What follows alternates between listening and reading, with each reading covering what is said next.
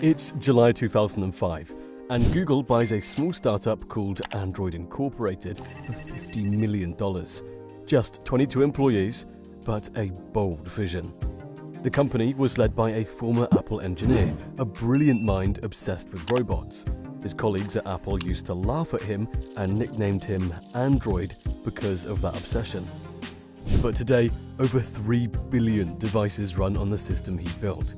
Android owns 85% of the global smartphone market and has generated more than $100 billion for Google. Crazy numbers. Steve Jobs called it a stolen product and vowed thermonuclear war to destroy it. But by then, Andy Rubin had already won. The engineer everyone once mocked had just created the biggest threat Apple had ever faced. Andy was never a typical engineer. When he worked at Apple in the late 80s, he had a very specific obsession: robotics. While most of his co-workers were focused on improving computers, making them faster or developing more efficient software, Andy saw something different. A future where robots would have more control, follow commands, learn and evolve on their own.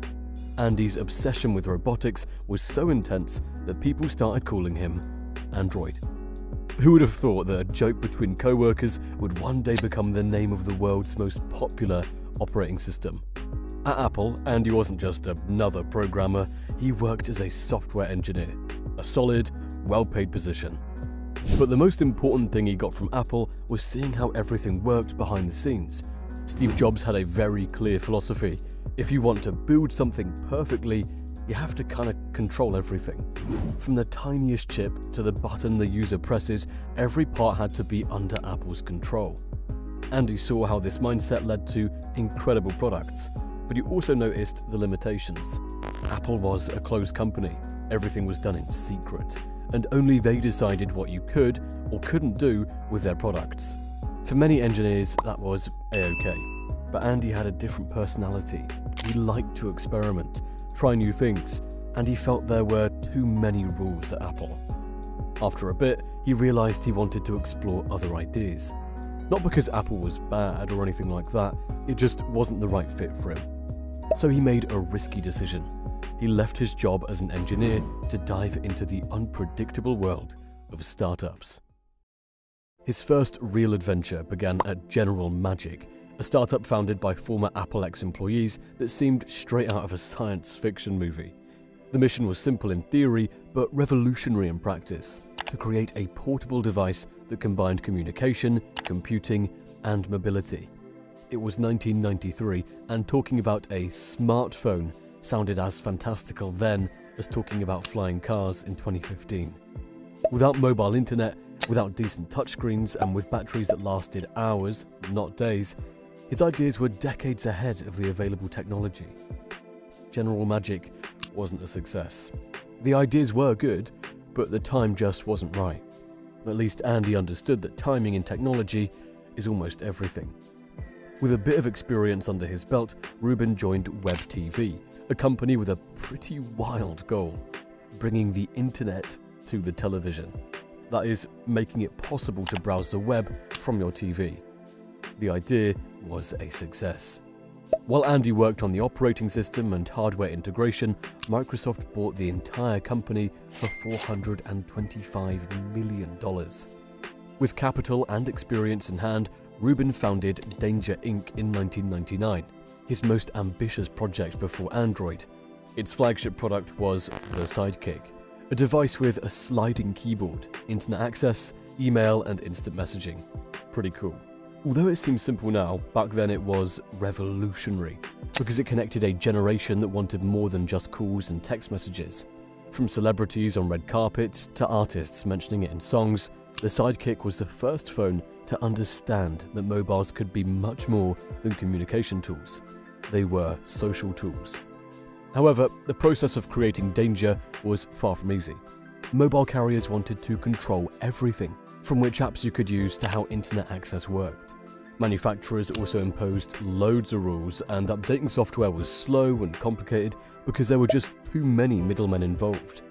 Rubin realized the problem wasn't just technical but structural. The mobile system was designed to benefit a few not to foster new ideas. It was a closed system where many great ideas never reached people.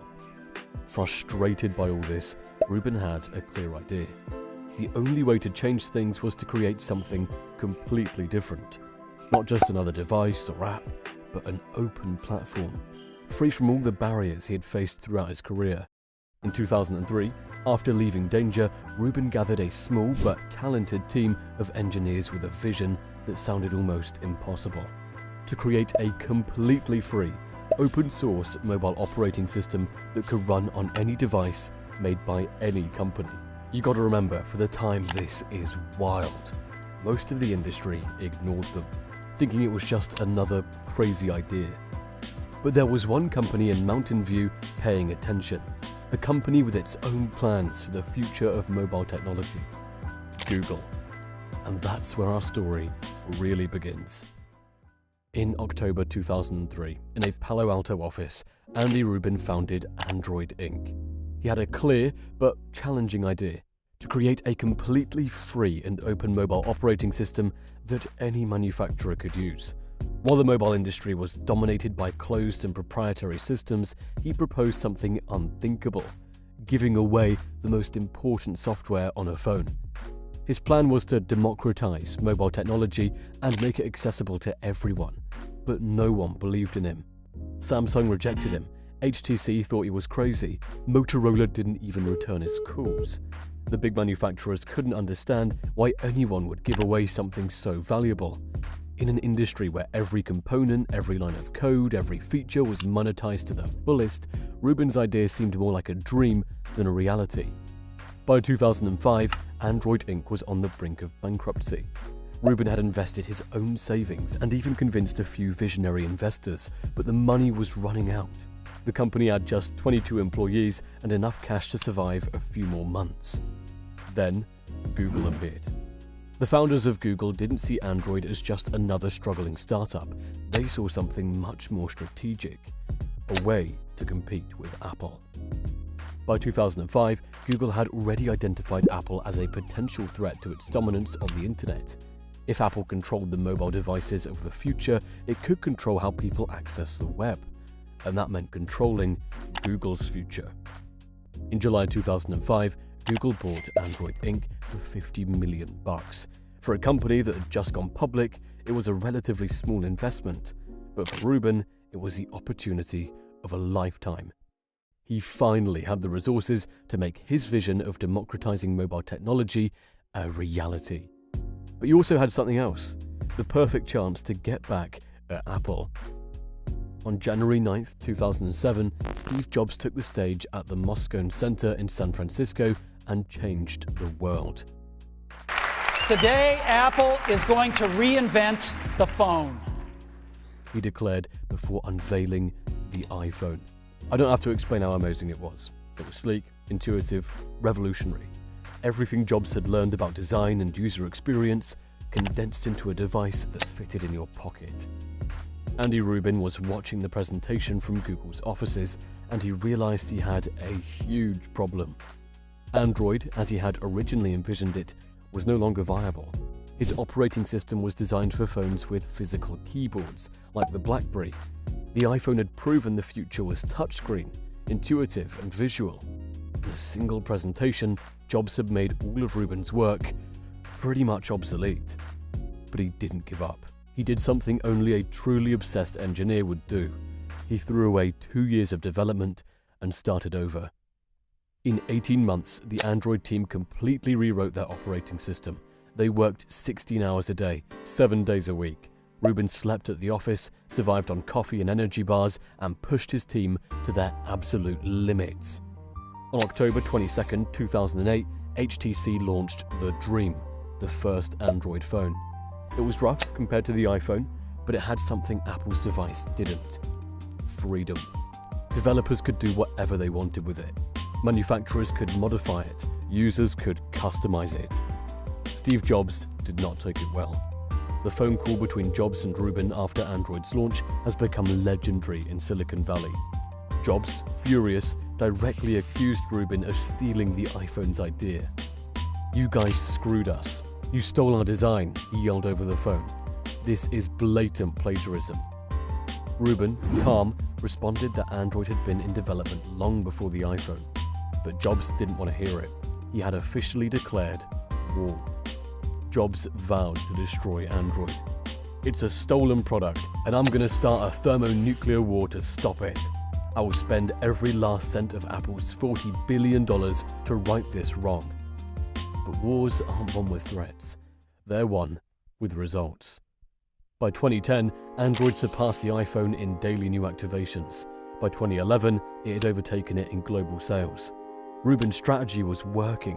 While Apple sold one premium phone at premium prices, Android was everywhere, on $100 devices and $1,000 devices, in the hands of college students and corporate CEOs alike. Andy had beaten Jobs. Today, more than a decade later, the numbers are blatantly clear. Android won. Over 3 billion devices run on Android. It's the most widely used operating system in history. Android democratized mobile tech just as Rubin dreamed. It put the internet in the pockets of billions who could never afford an iPhone. The rest is history. Oh, and don't forget to subscribe if you want more stories just like this one. Cheers.